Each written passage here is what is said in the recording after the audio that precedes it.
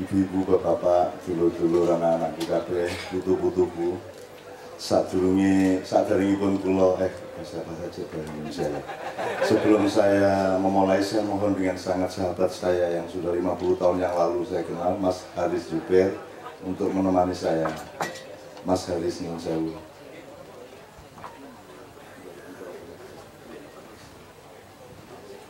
Nyuwun sewu Gusti. Saya mohon dengan sangat Mas Haris. Jadi saya tolong diantarkan ibarat wong suka desa Kluduk arep ngambah tlatah keraton kuwi, terus kudu piye. Jadi kita ucapkan pertama piye kepada siapa, nah seterusnya kemudian kita aturi bagaimana. Mas Haris ingkang mangertos. Monggo Mas Haris njawab. Assalamualaikum mangke mawon. Sob assalamualaikum niku wis mesti nang diwae atine apa perilaku kita itu sudah pasti assalamualaikum, diucapkan atau tidak itu sudah pasti. Monggo Mas Haris menjawab. Saya tetap akan menyampaikan assalamualaikum warahmatullahi wabarakatuh. Waalaikumsalam warahmatullahi wabarakatuh. Soalnya nek dibatin mungkule jawab piye. Sesungguhnya saya assalamualaikum terus dengan selalu nggak jadi podo. Oh, iya. Karena saya tahu sampean ajeng assalamualaikum aku lah ora wae. Ben urip ki beda-beda ning ukhuwah ngoten nggih. Nah, ini pengajian lho ya, kudu dagelan to. Pengajian nek ora ndagel ki ya ngantuk kabeh. Terus nek dagelan kok ora dadi pengajian ya nggo ngopo nek urip ndagel tok.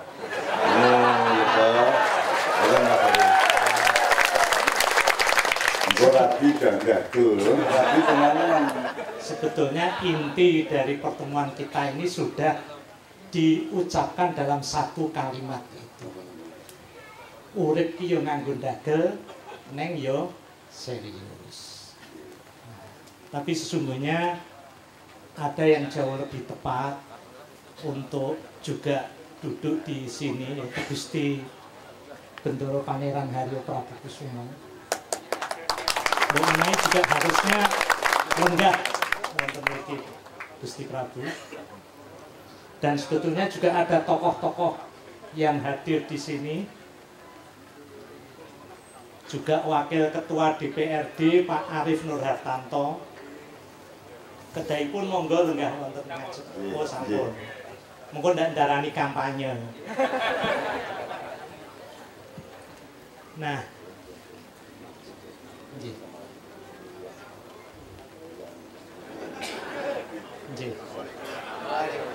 ini atas permintaan Cak Nun yang tadi disebutkan oleh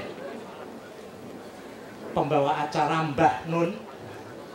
Ini Mas Arif Nur Hartanto, Wakil Ketua DPRD DIY, dimohon juga untuk duduk di tidak kampanye. Kemudian Kanjeng Raden Tumenggung Jatiningrat ugi lenggah wonten mriki mugi Ahlul Bait.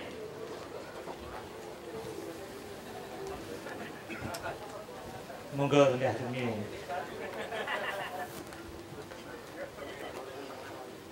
Bocah men tengah. Oh, mati.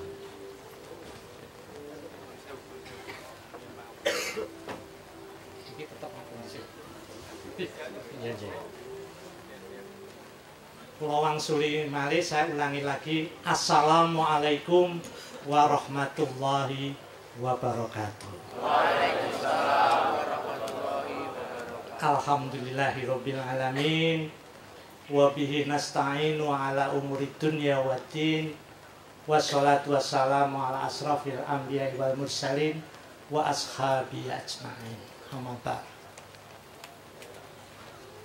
Para bapak yang saya hormati, yang duduk di atas ini, Cak Nun, dan juga teman-teman Kiai Kanjeng, para hadirin hadirat yang saya hormati, sesungguhnya niat saya untuk hadir di sini sebetulnya ngantar istri saya Cak Nun dan juga Gusti Prabu, karena istri saya itu ngefans berat sama Cak Nun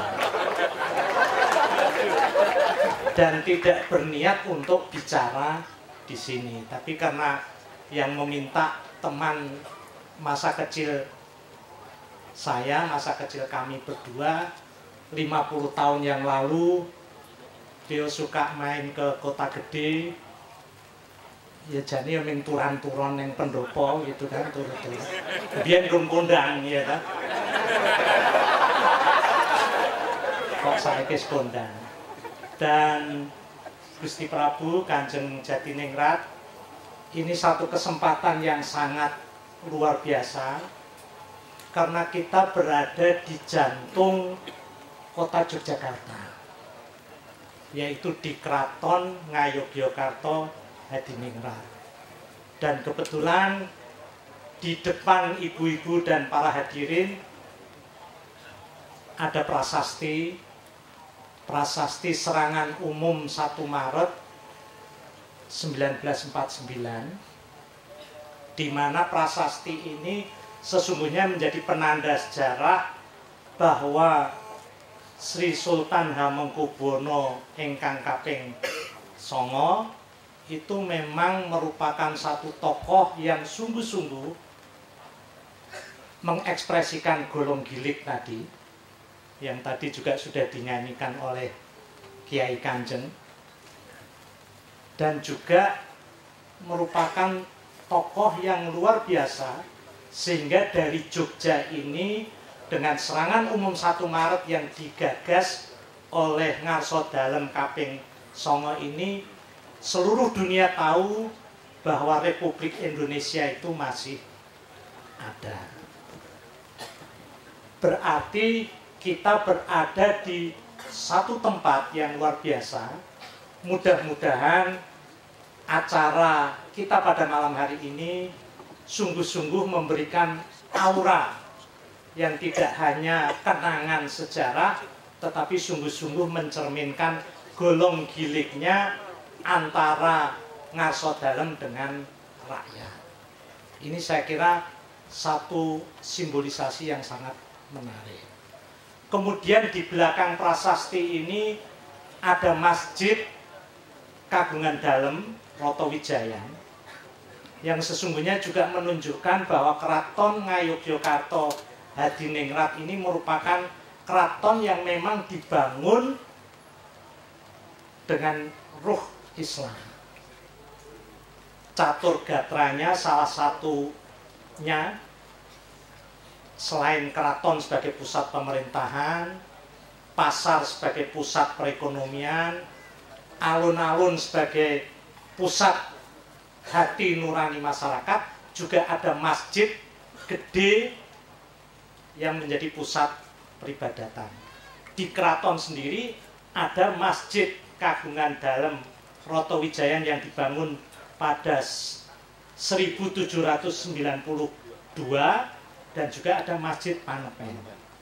Di samping itu masih ada Masjid Patok Negoro yang ada di Melangi, kemudian Babatan, Wot Galeh, Wonokromo, Ploso Kuning, dan Ndungkelan. Ini menunjukkan bahwa kekuatan Keraton Ngayogyakarta Hadiningrat tidak hanya ditunjukkan dengan fisik beteng yang mengelilingi keraton, tetapi juga fungsi-fungsi batin yang diwujudkan dengan masjid-masjid, baik di dalam keraton itu sendiri maupun sebagai catur gatranya, 4 dimensi tata kota yang harus ada, dan juga dikelilingi oleh Masjid Patok Negoro. Sehingga mudah-mudahan Cak Nun ini luar biasa Cak Nun. Saya kira ini satu kesempatan yang seharusnya menjadi inspirasi bagi kita. Sebab bagaimanapun juga Jogja dengan jantungnya di Keraton Ngayogyakarta ini kalau kita ibaratkan Nusantara itu sebagai sosok yang besar, badan wadatnya itu di tempat-tempat lain, tetapi badan jiwanya itu di Yogyakarta. Jadi batinnya itu di Jogja. Jadi inspirasi-inspirasi batin, inspirasi-inspirasi jiwa, inspirasi-inspirasi kerendah hatian, kesahajaan, kejujuran mestinya berangkat dari Yogyakarta. Dan kalau kita katakan bahwa Yogyakarta itu badan jiwa atau bukan badan wadat, maka mestinya ini Gusti Prabu Nyun Sewu, keraton ini menjadi jantung yang mendenyutkan seluruh jiwa yang berupa kejujuran, kemudian kesahajaan, kebaikan, cinta kasih yang diwujudkan dengan golong kilik tadi. Ini saya kira sesuatu yang menjadi cita-cita kita. Dan saya gembira di koran indeks kejujuran ujian nasional baik SMP maupun SMA di Jogja itu tertinggi di Indonesia. Ini saya kira merupakan satu indikasi bahwa Jogja masih merupakan badan jiwa di mana seluruh Nusantara ini kalau belajar tentang hal-hal yang bersifat batinnya, sinau neng Yojo, neng kono ono keraton yang golong gilik tadi, ada Cak Nun yang sangat luar biasa. Orang muni assalamualaikum, kabeh wis do muni waalaikumsalam. Dan kemudian juga ada contoh-contoh kejujuran, ada contoh-contoh kesahajaan. Jadi mudah-mudahan dinamika Jogja, dan apalagi Jogja ini merupakan salah satu, aku kedawa-dawa malah aku sing pengajian. Piye iki? Oh terus. Aku ora tegelar muni bayare nggo Cak Nun sing ngomong aku. Ndak. Ora tekan kono ora. Kanca cilik mosok. Yang jelas Jogja semestinya, karena ini menjadi kota pusaka, salah satu kota pusaka di antara 5 kota pusaka di Indonesia. Ada Jogja, ada Cirebon, ada Singkawang, ada Sawah Lunto, kemudian ada Surakarta. Nah, sebagai kota pusaka, dinamakan kota pusaka karena ada kandungan sejarah, memiliki kawasan cagar budaya, dan juga memiliki perilaku karakter yang sesungguhnya mencerminkan budaya Nusantara itu. Yang budaya Nusantara itu saya kira spiritualitasnya tinggi, kerohaniannya tinggi, jiwanya sesungguhnya juga matang dan sebagainya, dan sesungguhnya tidak tidak semata-mata berkembang dan maju dengan ukuran-ukuran fisik. Sehingga kalau Jogja itu dikembangkan, dinamikanya itu berdasarkan kaidah-kaidah nilai yang semacam itu, saya kira akan menjadi contoh. Contohnen Yojo kae lho. Contohnen Yojo kae. Kejujurannya, kesahajaannya, batiniahnya dan sebagainya. Sehingga mudah-mudahan acaranya Cak Nun malam ini sungguh-sungguh menjadi tonggak bagi tumbuhnya inspirasi, tumbuhnya hati nurani. Sebab saya mohon ini Gusti Prabu dan juga Mas Arif Nur Hartanto, ini wakil ketua DPRD ini suara rakyat, wong cilik. Saya wong cilik itu mudah-mudahan Jogja itu justru dikembangkan tidak terbangun badan wadahnya, tetapi terbangun jiwanya, terbangun hati nurani. Terakhir, sebetulnya prinsip hati nurani itu sederhana Cak Nun. Hati nurani itu nek gawe apik bangga, nek gawe ala gelo. Nek saiki nek wis kuwalik, gawe apik gelo, gawe ala bangga, itu berarti hati nuraninya sudah harus diperbaiki. Mudah-mudahan Jogja ini dengan inspirasi Cak Nun, Kiai Kanjeng dipimpin oleh Gusti Prabu Kusumo, nanti juga mudah-mudahan Pak, nanti kok kampanye meneh iki. Arif Nur Hartanto, ini mudah-mudahan Jogja itu tetap menjadi hati nurani Indonesia. Dari Jogja untuk Indonesia adalah jiwa yang harus kita kembangkan. Hati nurani Indonesia adalah Yogyakarta. Kalau kinten ngaten kemawon nggih Mas Cak Nun, kedaipun harusnya Gusti Prabu juga diberi kesempatan. Sebab beliau ahli baik. Monggo Gusti. Assalamualaikum warahmatullahi wabarakatuh. Sugeng dalu Cak Nun yang saya hormati, Pak Arif Nur Hartanto, kemudian juga Pak Rotot Tirun Kanjeng Jatiningrat, Mbak Murdo Joyo Kusumo yang kami hormati, Bu Purboyo, dan para jemaah yang berbahagia. Pertama-tama saya mengaturkan rasa hormat dan terima kasih Cak Nun berkenan untuk memberikan tausiah pada malam hari ini yang mungkin mundur 2 kali ya. Dan mudah-mudahan dengan acara ini betul-betul ada manfaat bagi kita semua ya, bahwa kita selaku umat beragama kita harus melakukan apa saja yang diperintahkan oleh Allah Subhanahu wa taala, khususnya yang beragama Islam gitu. Jadi pada prinsipnya orang hidup itu tidak mudah ya, hidup itu harus terprogram ya, jadi artinya hidup harus profesional dan hidup itu ibadah, artinya kita harus selalu merasa diawasi oleh Allah Subhanahu wa taala dalam kita berbicara dan bersikap, sehingga kita harus berbicara yang terbaik, kemudian bersikaplah yang terbaik juga gitu.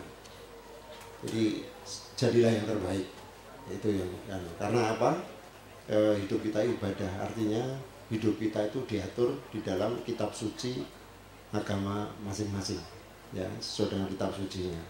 Nah di keraton ini saya tambahkan mungkin ada gelar ngerso dalem ya, itu Sayyidin Panotogomo. Ini belum ada sekolah nih zaman dulu ya, belum ada sekolah, tapi kandungan filosofinya sangat tinggi sekali. Sayyidin Panotogomo. Jadi artinya seorang pemimpin laki-laki yang menata agama. Jadi seorang sultan, seorang pemimpin di dalam berbicara dan bersikap itu tidak boleh bertentangan dengan ajaran kitab suci agama apapun.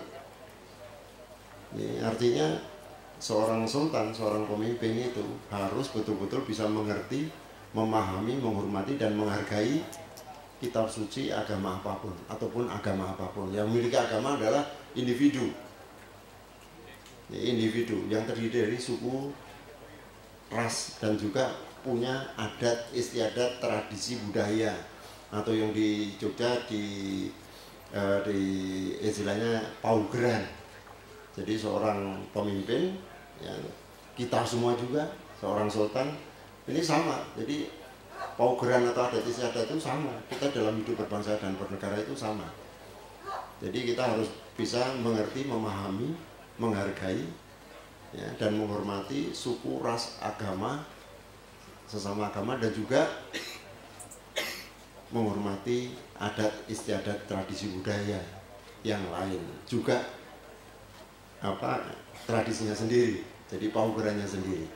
Ini saya kira itu yang perlu saya sampaikan. Saya takutnya sudah nunggu begitu lama dan sudah nunggu Cak Nun ini. Ya mudah-mudahan apa yang disampaikan Cak Nun di dalam tausiah malam hari ini betul-betul bermanfaat sekali bagi kita semua. Amin. Amin ya rabbal alamin. Sekian, terima kasih. Assalamualaikum warahmatullahi wabarakatuh.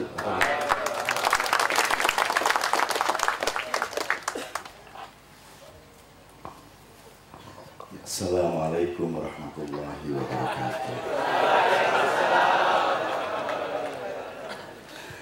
Gusti nyun sewu nggih. Jadi saya mau gawe ukuran sih. Iki nek ning Jawa nek ngombe nggon ngombe sing paling cilik apa jenenge? Nek di barat ada seloki, nek Jawa seloki napa? Wonten mboten to? Jadi cangkir nggih. Cangkir nek rada akeh ombene ndur mok. Cangkir gelas biasanya meng padha di sini. Ndur mok nek luwih akeh meneh Borong. teko. Napa? Kendi. Pokoknya saya gedhe kok tekan gentong. Nggih. Wis saiki ora ngombe tapi ana cairan, ada air. Luwih gedhe meneh berarti engko ana kulah. Engko ana gelombang. Engko ana telaga. Yang paling puncak adalah segoro. Jadi saya ingin begini, iki bengi iki arep ngerah ming sak cangkir, po sak muk, po sak kendi, po sisan sak gentong, apa didelok sak segoro-segorone. Ben cetha. Nah, upama ora keconggah nganti segoro, tolong mengerti bahwa janjane urusan iki nganti segoro lho. Orang ning sak muk tok, orang ning sak gelas tok. Jelas nggih? Maksud kula jelas nggih? Oke. Jadi kalau kita ngomong mengenai masjid keraton yang lebih di sana lebih tua masjid gedenya ya, itu bukan hanya soal sebuah masjid di keraton. Ini kan keraton Jogja dengan konsep filosofi dan ketatanegaraan yang sangat perfect. Kemudian nanti kita harus ke belakang, oh ini biar mergo perjanjian Giyanti. Ini harus diteruskan meneh, perjanjian Giyanti ini biar diterima demi masa depan yang jauh, tidak sempurna sebenarnya. Ning ora popo, yo digawe, dinggo hitungan sing dawa kan begitu. Kalau nggak salah, Pangeran Sambernyawa kan memberi saran kepada Pangeran Mangku, ora apa-apa trimon dinggo pitungan dawa kan gitu. Jadi ketika kita ini hadir Keraton Ngayi Jogarta ini, iki isih awal lho, iki semesteran awal lho, iki ana cita-cita sing dawa lho, iki ngoten nggih. Nah, jadi ini ora ning soal cangkir lho, iki sesak kula, sesak gelombang lah. Janjane iki iso segoro barang lah. Muga-muga kecunggah segoro niku paling ora disebut tok ngoten nggih. Sampeyan diteruske meneh kan tekan Sultan Agung, tekan Panembahan Senopati, bar kuwi ikut tekan Pajang, tekan Joko Tingkir Adiwijaya, bar kuwi tekan Demak Sultan Trenggono, tekan Raden Patah, nek diteruske engko tekan Sunan Kalijaga karo Prabu Brawijaya V dan seterusnya nek diteruske sampai ke harga diri manusia Jawa. Harga diri peradaban Jawa yang sekarang semakin diinjak-injak oleh peradaban dunia. Nah, saiki arep segoro apa cangkir? Saiki cangkir sih. Jadi beliau ini, Gusti Prabu ini pernah diajak oleh Swargi Songo nggih di Jakarta di sebuah melu mobil terus liwat Monas terus meeting ke kantor. Nah, didudui kuwi jane niru Yogya kuwi dadi Monas kae kuwi linggane gedung DPR kuwi yonine.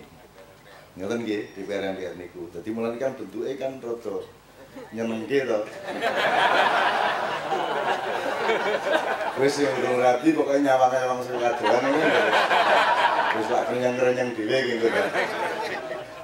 Itu niru golong-golong Oke, iki hablum minallah dan hablum minannas. Jadi ada pernikahan atau perkawinan horizontal, ada pernikahan vertikal dan ada silang vertikal horizontal. Ini tidak perlu kita perpanjang, tapi kuncinya seperti itu dan itu niru Jogja. Kenapa niru Jogja? Mergo Indonesia iki sing ndukuni ben iso dadi Indonesia iki nggih ngarsa dalem kaping 9. Nek ngarsa dalem kaping 9 ora setuju Indonesia merdeka ya ora ono Indonesia. Dadi saiki Indonesia iki mbok ngertiyo Jogja kuwi bapakmu, dudu anakmu. Piye to iki ana gudel ngatur-ngatur kebo. Nah, ngeten nggih. Ning yo aja banter-banter. Untuk pengetahuan bersama saja. Oke. Nah, golong-golong gile ini nanti tolong dituliskan, diteliti benar-benar karena ini serius. Konsep Jogja itu paling matang. Gitu ya. Ini cangkir sih ya.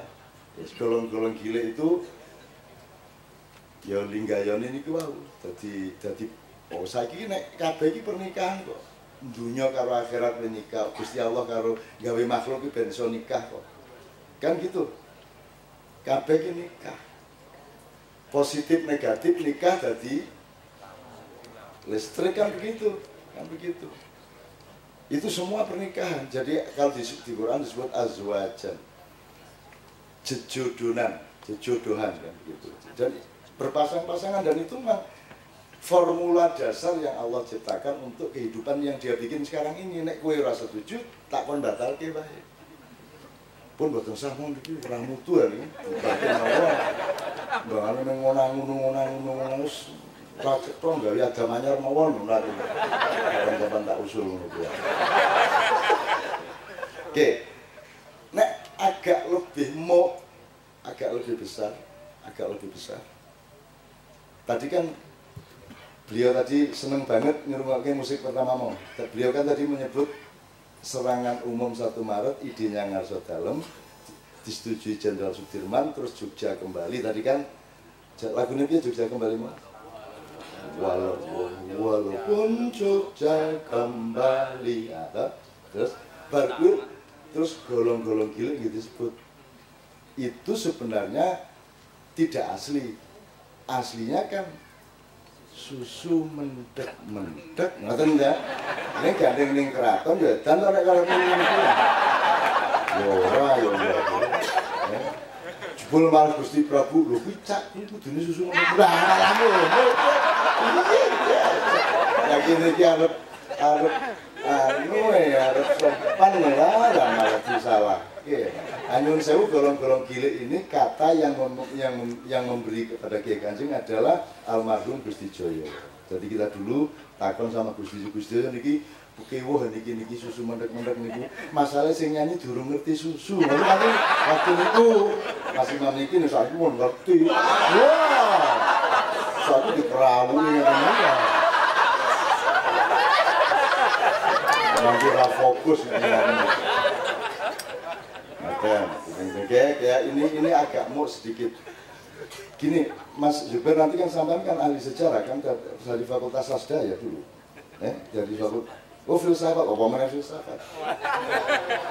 Nanti kita teruskan sampai ke lautan kalau bisa, gitu ya. Nah, tapi kita sadari dulu kalau sekarang jenengan tadi mengatakan Jogja itu nuraninya Indonesia. Aku kebiyen anggere ana masalah keraton ki gagasanku ora mung kuwi. Dari dulu saya selalu mengatakan Jogja itu bukan kota budaya, Jogja itu ibu kota kebudayaan Indonesia. Dari dulu saya seperti itu. Keraton gimana cara keistimewaan, Dagri gimana, aku takon ngono wegah. Indonesia iki kudune ya, Indonesia iki kudune sinau nang keraton yo. Piye carane gawe negara sing bener. Ngono. Loh, ora mung soal Jogja posisine piye keistimewaan piye, ora mung kuwi masalah masalah cangkir. Jogja itu bukan cangkir, Jogja itu Blumbang. Indonesia itu mengkulah. Lu nek ngomong kualitatif seperti itu, nek ngomong kuantitatif kita cuman kulah. Indonesia ini Blumbang. Jadi kualitatif, kuantitatif, makro mikronya berbeda. Kenapa? Iki susah Indonesia ke Kamban. Wong ngene lho. Kenapa saya bilang Indonesia di sini aja? Lho wong Denmark, guys. Denmark, Inggris, Denmark. Denmark ya. Spanyol, Norwegia, anak saya sedang di Norwegia dan di Denmark. Itu saja Spanyol, Wales, Inggris, sedaya kan itu Belgia, Italia, semua itu keraton loh mas. Semua itu kerajaan loh. Lah kok kowe bagusi republik iki rumangsane piye? Lah yo wae kowe. Nah, masalahnya ini sukar diterapkan karena tadi itu pusakanya ada 5. Dan kalau dituruti keraton di Nusantara ini lebih dari 160 bahkan lebih dari 200.